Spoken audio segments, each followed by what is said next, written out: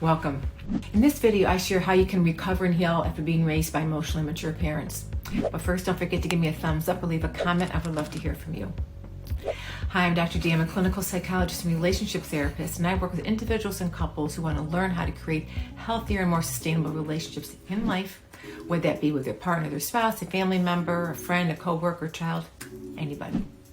I also help people who are going through a separation or divorce improve how they communicate around co-parenting issues and other things with their soon-to-be ex. And finally, I help people create more joy and purpose in their life and overcome challenges. Let's begin. If you were raised in a chaotic home, you will seek that out, even though you say and believe you want something different. If you grew up with emotionally immature parents, you might find yourself instinctively drawn to people who are also emotionally unavailable, self-centered, and self-focused. But despite being raised by an emotionally immature parent, there are ways you can heal, grow, and recover your true self. You can learn how to move through and past the feelings of anger, loneliness, and frustration. Taking these steps will help you grow and evolve as your own person. And making these changes for you and no one else will help you feel empowered and more hopeful about your future, both individually and collectively within a relationship. From her book, Adult Children of Emotionally Immature Parents, Dr. Gibson offers 6 ways to recover and heal. 1. Learn to let go of the fantasy. Most children have created the fantasy that their parents will change and begin to love them and show concern for them. As an adult, you might continue to believe this and try different things in hopes of eliciting a response from your parent that will make you feel validated, heard, and loved. You continue to pursue the love, attention, and affection from your parent you never received in childhood, and you may try to do that hoping that your parent will acknowledge how they hurt you, but oftentimes they will not. You might have learned healthy communication skills and attempt to use these on your parent, also to no avail. Unfortunately, emotionally immature parents remain wedded to their own fantasy, expecting you, their child, who is now an adult, to continue to fix their childhood wounds and hurts. The dance that has been created, or what's created between the two of you, between you and your parent, continues until you decide to change the relational patterns that have been created. It's important that you stop trying to convince your parents to change to be someone else, someone they are not capable of being for their own reasons. 2. Learn to take an observational approach.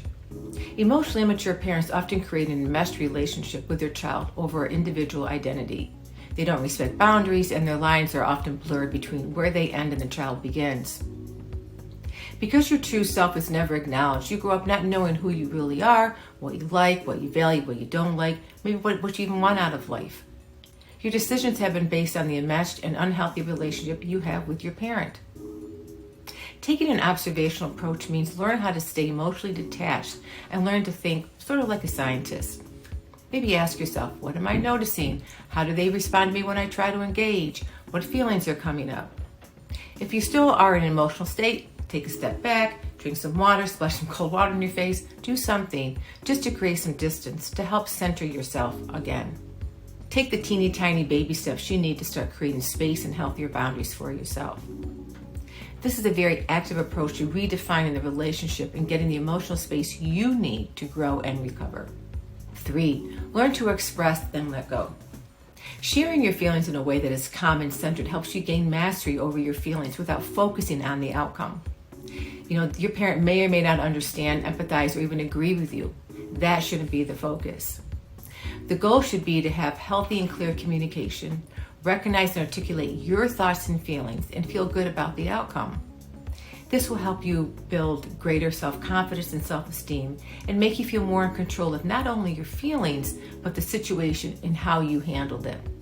When you are able to understand their emotional immaturity has more to do with them and less or nothing to do with you, you can begin to free yourself from the emotional loneliness you experienced in life growing up.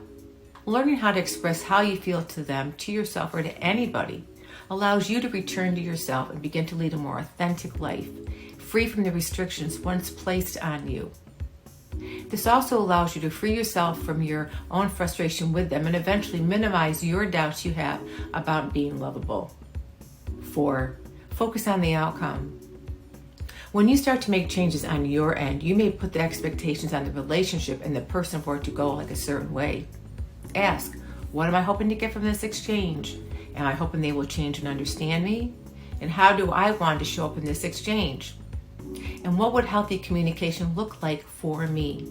If you focus on the outcome and not the relationship, there is a greater likelihood that you will feel better about the exchange rather than defeated.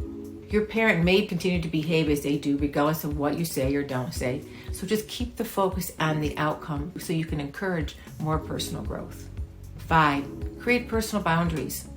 Learn how to set healthy boundaries. However, when you start to do this, they will do things that will attempt to force you back into the enmeshed and unhealthy patterns that have always been there. You will get pushback, so don't take the bait. How to do this?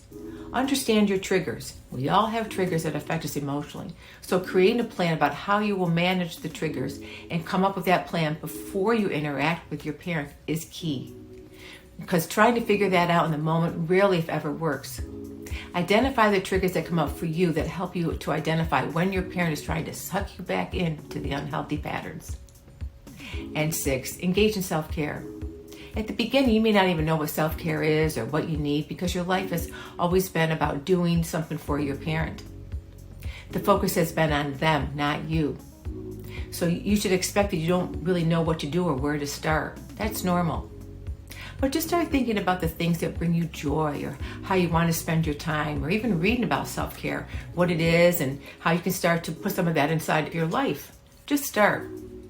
Eventually, as an adult state of mind, through actionable steps, time, and patience, you will move to a place where your parents are safe to be around.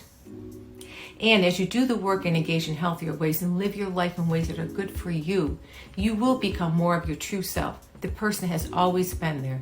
They've just been hiding. Remember, this will take time and may feel like an emotional roller coaster. However, it is possible. Eventually, you will recognize that you have stepped out of your role self and into your true self, one filled with possibility and individuality. And I hope that helps. In my last video of the series, I'm going to share signs of an emotionally mature person, so stay tuned. Feel free to give me a thumbs up or leave a comment. I would love to hear from you. And thanks again.